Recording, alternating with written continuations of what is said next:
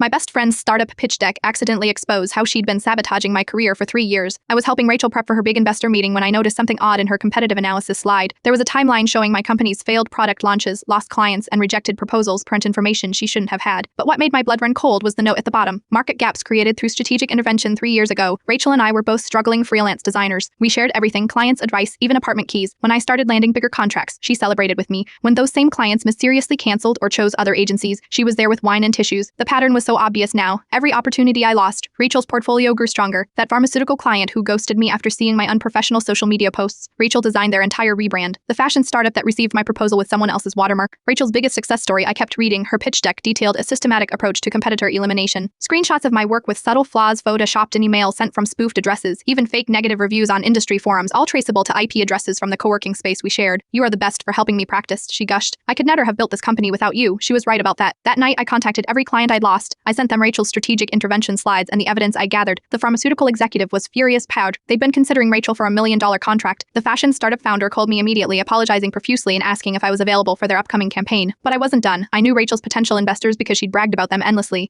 Intriguing the presentation template she'd shared with me, I created my own deck, not about design, but about integrity. I titled it Dove Diligence. The real story behind Rachel Meyer's success, and sent it to every investor on her list. The next morning, Rachel called me 17 times. Her investor meeting had turned into an interrogation. They'd grilled her about business ethics, asked for client references, and demanded explanations for the concerning information they'd received. By noon, her Twitter was exploding. Firmer, clients were comparing notes, realizing they'd all been manipulated. The design community she'd cultivated turned on her instantly. Sabotage started trending within 48 hours. Rachel's company imploded. Clients pulled contracts. Her team quit the co-working space, banned her for violating their ethics policy. She sent me a long message about how I destroyed her life and how everyone does this in business. I responded with a sheer of my new client roster parent. Every company she'd stolen from me had reached out with apologies and contracts. The pharmaceutical company hired me for the campaign Rachel had pitched. The fashion startup offered me equity. My income tripled overnight. Last week, I saw Rachel at a coffee shop. She was on her laptop applying for entry-level positions at agencies we used to mock together. She saw me, started to approach, then noticed my designer laptop bag, permed, limited edition one from the fashion brand she'd stolen from me. I didn't feel bad. Success really is the best revenge, especially when it's built on the ruins of someone else's deception. Her Whelan still says founder and COO, but her last post was asking for recommendations for career pivot consultants. Meanwhile, my company just signed a contract with her dream client parent, a sustainable beauty brand she'd mentioned wanting to work with since college. Funny how the market gaps she created for me became the perfect spaces for my success to grow.